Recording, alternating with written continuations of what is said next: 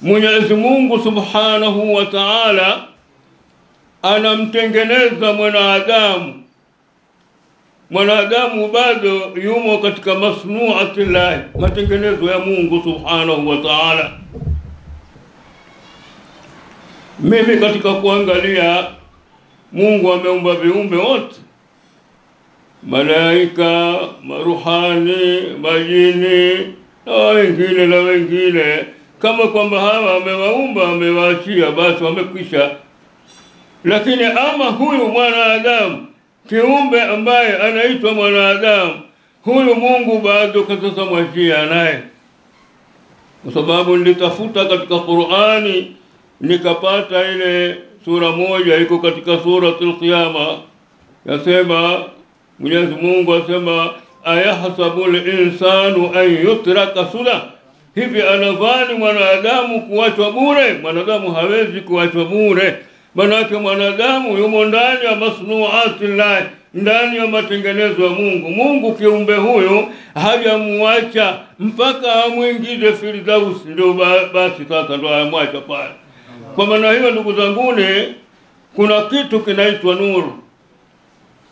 Nuru ni ashrafil mawjudati, ni kitu kilichotukuka sana kabisa. Kitu kama hicho kwanza, ikiwa mwanadamu atakikosa kitu hicho, minal khasirin, amekula hasara moja kwa moja. Hakifai kukikosa, ni lazima nuru ikuvae ndani ya mwili.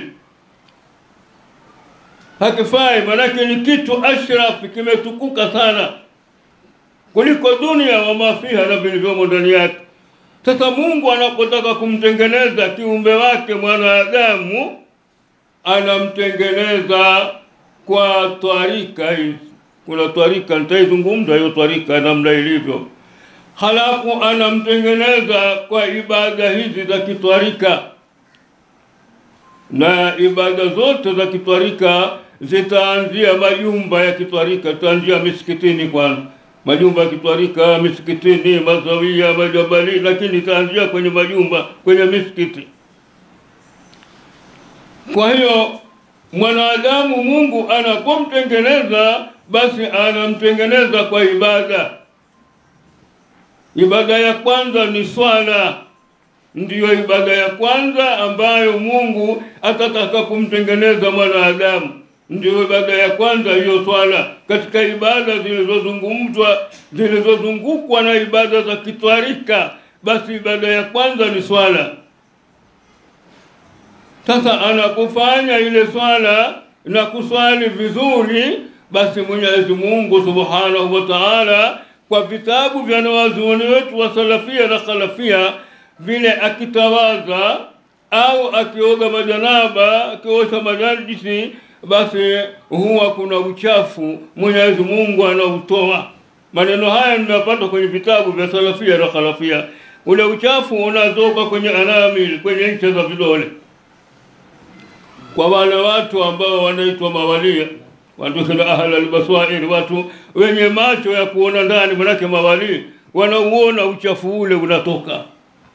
Lakini kwa sisi ambao hatujafika daraja hiyo kuona macho ya ndani, tuna macho ya nje, ya ndani katuna, tutosheke tuna aya hizi na maneno yetu wanazuoni wetu wa salafia na khalafia kwamba kuna uchafu watolewa. Sasa uchafu huo unapotolewa, Mungu anahakikisha kwamba huyo mmemtoa uchafu wote, hana uchafu huyo, basi anaichukua nuru sasa, anaitumbukiza ndani ya mwili huo. La ilaha illa Allah. Na nuru ya kwanza inaanza kutumbukizwa mtu kwenye swala. Kwenye swala ndio nuru ya kwanza itakavyotumbukizwa mtu katika swala. Na nuru hii itaika alama katika bapa lake la uso. Simahu fi wujuhihim min athari sujud, alama yao utaikuta katika nyuso zao katika alama ya kusujudu. Kwa hiyo hiyo nuru ninaizungumza kwanza, mahali pa kwanza itaingia kwenye swala. Mtu ataingizwa nuru, itazagaa nuru ile, itakuwa ni anwara, nuru nyingi. Nimezagaa na mikono aliyokuwa katawaza na miguu aliyokatawaza na bapa na uso ile na mwili aliyokuwa akioga majanaba nao utakuwa nuru, atazagaa anwara, nuru nyingi zitazagaa na mwili wake, na hapo hapo utampa nguvu mtume wetu Muhammad sallallahu alaihi wasallam kuweza kuwatambua umati wake. Maana mtume aliulizwa, wewe umechukua ahadi ya kwamba utaunusuru umati wako, utauombea na utanusuru, umechukua ahadi ya shafaat al-kubra, shafaa kubwa. Maana Mungu alimwambia mtume na amechukua ahadi kweli. Maana alimwambia mtume wa Mungu, amwambia mtume wake, wala sawfa yu'tika rabbuka fatarda, atakwenda kupa wewe Mola wako taridhia. Mtume alisema la arwi la arwi la arwi madama wahida min ummati fi an-nar, la ilaha illa Allah. Siwezi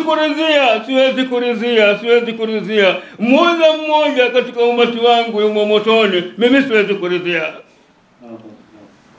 Sasa mtume akaulizwa, akaambiwa, kwani wewe mtume, kaifa taarifu ummataka yauma al-qiyama, hao umati wako utawajuaje siku ya kiyama?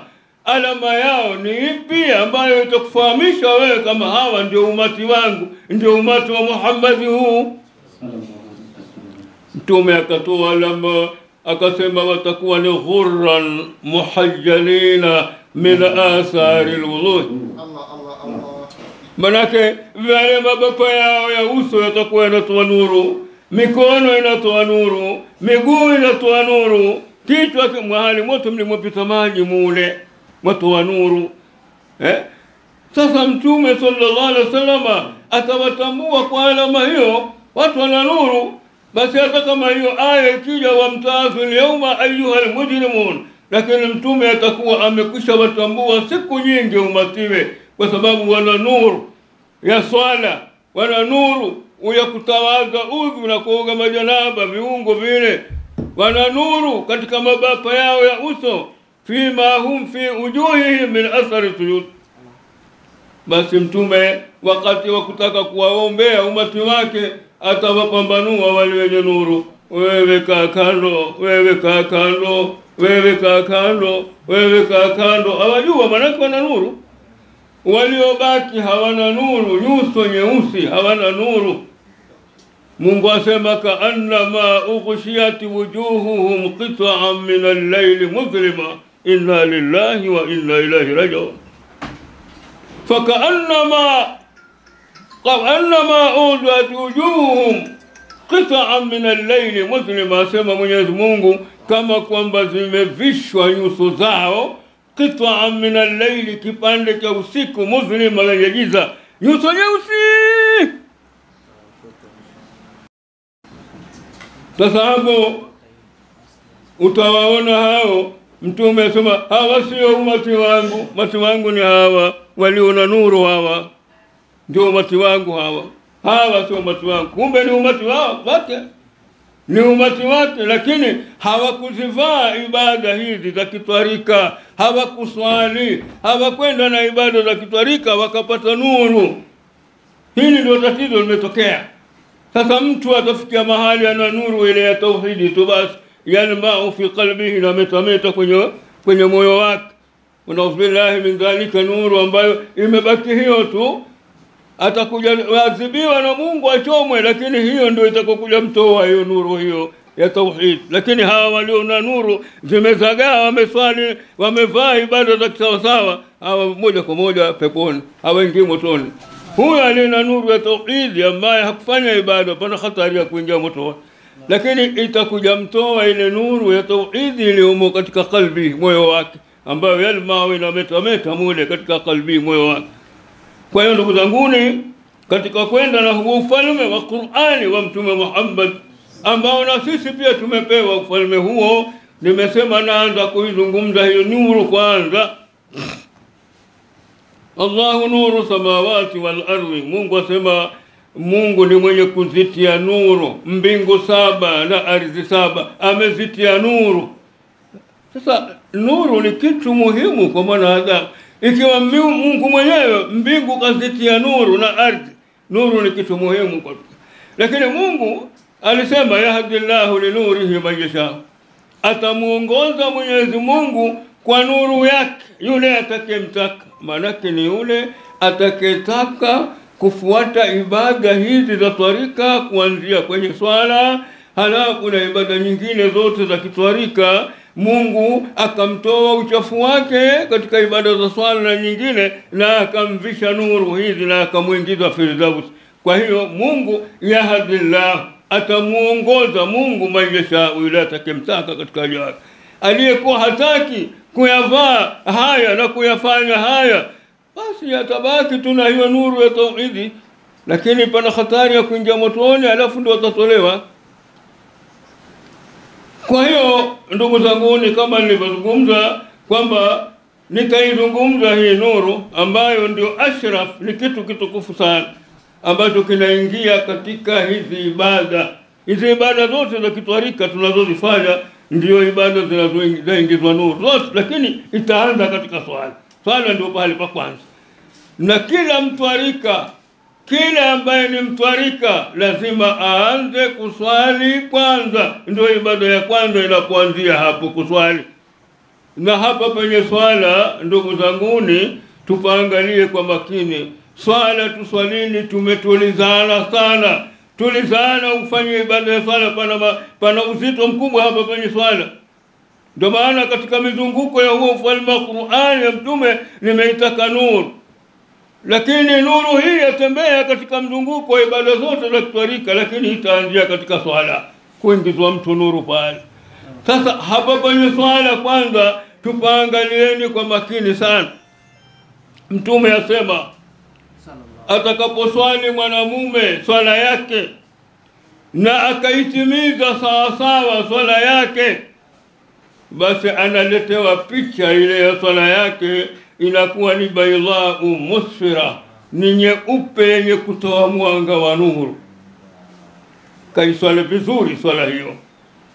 Idha ahsana ar-rajulu salata, atakapoifanya vizuri mwanamume swala yake, akatimiza rukuu zake na sijida zake na suna zake, akaswali swala kama ya Abul Qasim alivyoswali Mtume sallallahu alaihi wasallam. Maana tunatakiwa sisi ukiswali uswali swala kama ya Abul Qasim ya Mtume, sallu kama raaitumuni usalli.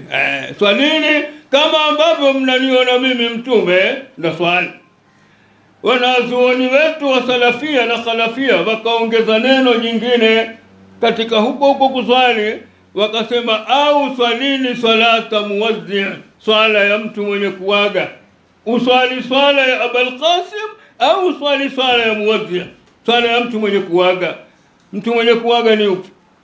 Ni mtu ambaye kama aliyeambiwa, bwana wewe swala yako hii ndio ya mwisho, baada ya swala hii ni rihla, ni safari ya kwenda akhera. Swala hiyo lazima ataiswali vizuri, kwamba kesho safari ondoka. Kwa hiyo lazima itwala kila siku uswali swala namna hiyo, swala atamuwaddi. Ima uswali swala ya Abul Qasim au uswali salata muwaddi. Ndio hiyo swala utakapoiswali vizuri.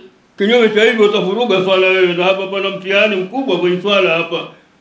Sasa ukiswali vizuri na ukatimiza rukuu zake na sijida zake, waletewa sura ya swala yako inakuwa baydau musfira, ni nyeupe yenye mwanga wa nuru, yachukuliwa na malaika wa rehema, wanaipeleka kwa Mungu. Umeiswali vizuri swala hiyo. Wa idha asaa ar-rajulu salatahu, na atakapoifanya vibaya swala yake mtu, akaiswali vibaya, asitimize rukuu zake wala sijida zake wala suna, aletewa sura swala yake, aletewa sura kwamba ni saudau mudhlima, ni nyeusi sana yenye kiza. Swala nyeusi na ila kiza. Subhanallah. Mtume asema fatulafu kama yulafu thawbu al-khalaq min ad-danas, inakunjwa swala hiyo kama yulafu thawbu al-khalaq min ad-danas, kama vile inavyokunjwa nguo kutokana na nongo. Kando imekunjwa atakakwenda kufuliwa, yani ya kujwa kama hivyo. Fayudhrabu biha wajhuhu, unapigwa kwa swala yake hiyo, uso wake unapigwa nayo ya uso ambayo chukua mwenyewe swala yako. Kwa hiyo hapa mahali pa kuswali tusipafanyie mchezo, tusifanye mchezo. Visa ni vingi vya watu waliokuwa kaswali vimo ndani ya Qur'an. Habari ni nyingi za watu wanaoswali. Qur'ani, ukichukua kisa cha Ali Imran ni habari ndefu. Ukichukua nyumba ya Nabii Ibrahim ni habari ndefu. Mungu amefikia kusema katika swala hizi, sisi twaswali mchezo vurugu, lakini Mungu asema tatajafa junubuhum anil madaji yad'una rabbahum khawfan wa tama'a wa mimma razaqnahum yunfiqun. Watu hao wanaswali, tatajafa junubuhum, zinaepukana mbavu zao, anil madaji, na vitanda. Watu kawalali kwa kuswali tangu ibada za faradhi mpaka qiyamul layli sunna, wanaswali halafu wanasoma qiyamul layli, swala za tahajjudi, mwisho ni swala ya witri, mwisho wanaangukia kwenye swala ya subhi. Kila siku watu ni hivyo, kawalali vitandani, tatajafa junubuhum, zinaepukana mbavu zao, anil madaji, na vitanda, hawalali.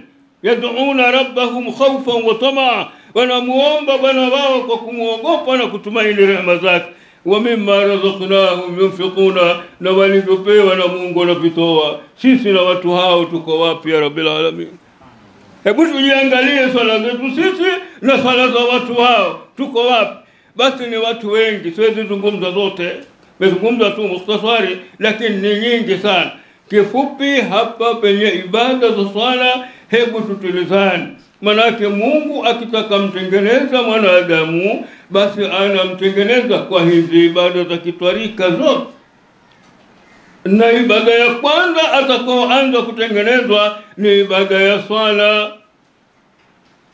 Sasa ile akishamtoa uchafu Mwenyezi Mungu anamvisha nuru. Sasa akishamvisha nuru anang'ara, anakuwa ananwara, amekuwa mzuri huyu. Anapekwela tokubia, Mungu anakupeleka mpaka unakuwa kama Nabii Yusuf kwa uzuri. Nabii Yusuf alikuwa mzuri kwa sababu ni nuru imepamba ile. Qad utiya shatra al-husni kal-qamari laylatal badri ala sa'iri al-kawakib. Unakuwa kama Yusufu kwa sababu ya nuru ile. Nuru imempamba mpaka amekuwa mzuri. Mtihani ulipofanywa na wanawake wa Misri, basi ndio mtia bazaliha, ukapita mtihani kwamba atakajikosha na makosa anaoambiwa kwamba yeye anakwenda kinyume na yule Yusufu, ataka mambo ya uzinifu. Yusufu hawezi kukubali uzini, mtu wa Mungu yule hawezi kuzini. Sasa ikawa kama kuna tuhuma za wanawake wa Misri kumsakama Zalikha. Unaona, kwa uzuri wa Nabii Yusuf walionao, Zalikha amekutoa na akili. Sasa ikabidi awaite wanawake wa Misri. Kutoka wanawake wa Misri akawaika katika mutaka ni mahali pa kuegemea, kama vile viti vya zetu kama vitanda, ukataka walala, ukitaka wagemea. Sasa wakapewa na vitu na machungwa kugua. Wakaambia ile barabara ziacheni wazi. Yusuf yumo ndani ya jumba la kifalme. Zalikha akamwambia Yusuf, hebu fanya kupita tu. Akapita, enda kwa taratibu. Wamepewa vitu na machungwa, wabuwe machungwa. Wanamwangalia Yusufu, wanajikata mikono yao kwa uzuri alionao kiumbe huyu, wanajikata mikono. Falamma ra'aynahu, zama walipomuona, akbarnahu, wakamfanya mkubwa, waqatta'na aydiyahunna, wakaikata mikono yao. Alama ndio hizi, angalia viganja vyako vya mikono, ni kisu hicho. Watu wameacha kuwa machungwa juu, wajikata mikono kwa uzuri wa Nabii Yusuf. Falamma ra'aynahu akbarnahu waqatta'na aydiyahunna qulna hasha lillahi ma hadha basharun in hadha illa malakun karim. Huyu si mwanadamu, huyu ni malaika mtukufu. Bwana, huyu ni mwanadamu lakini ni mzuri tu. Waliokuwa wazuri Nabii Muhammad na Nabii Yusuf. Lakini uzuri wa Nabii Muhammad haukumfitini mwanamke, uzuri wa Nabii Yusuf umefitini wanawake wa Misri. Tukaikiwa alama kwenye viganja, wamejikata visu kwenye viganja, ndio alama hizi tumeikwa. Mungu anaika kumbukumbu. Sasa ndugu zanguni, Tuendele na ibada hizi za kitwarika vizuri. Niiguse kidogo twarika nayo, kama nilivyosema hivi ni vifungu vya habari. Kuna kitu kinaitwa twarika. Pengine watu wengi watakuwa wanaijua twarika, lakini pia kuna watu wengi hawajaijua twarika. Hatukatai, watu wengi wanaijua twarika, ndio, lakini pia kuna wengi hawataijua twarika. Twarika kama inavyothibitisha ile isbati haqiqiyya aya, wa allaw istaqamu ala tariqa la asqaynahum ma'an ghadaqa, kwamba lau watu wangesimama vizuri juu ya kuzijenga hizi twarika, basi tungewanyesheleza maji ya tamu, manake tungewaletea neema nyingi sana kwa sababu ya kuisimamisha twarika. Twarika hii ambayo naigusa kuizungumza ni twarika ambayo yasluku ila Allah, inampeleka mtu kwa Mungu. Ukishika twarika hii moja kwa moja mpaka kwa Mungu, ndio twarika hii inaozungumza. Twarika zimekuwa nyingi, kuna Qadiri, kuna Shadhili, kuna Dandarawi, kuna Raziqi, kuna Alawi. Zote ni twarika hizi. Alawi ni hii ya madufu na kasida hii. Twarika kila utakayoishika katika hizo, basi ujue yasluku ila Allah, inakupeleka kwa Mwenyezi Mungu Subhanahu wa Ta'ala. Kwa hiyo hakuna haja ya kuchelewesha mambo. Tafuta genge moja katika magenge ya twarika, ujitie humo, ufuate. Ukiwa wataka Qadiri ingia, ukiwa wataka Raziqi ingia, ukitaka Dandarawi ingia, ukitaka Alawi. Wengi tuko katika twarika hii ya Alawi, twarika hii ya madufu na kasida. Hizi ni twarika za watu za kila Habshi Ali na kila Jaafari, ndio maana nikamtia Jaafari hapa na wengine na wengine na wengine. Kwa hiyo katika twarika hizi tafuta twarika moja wapo uingie, insha Allah Taala.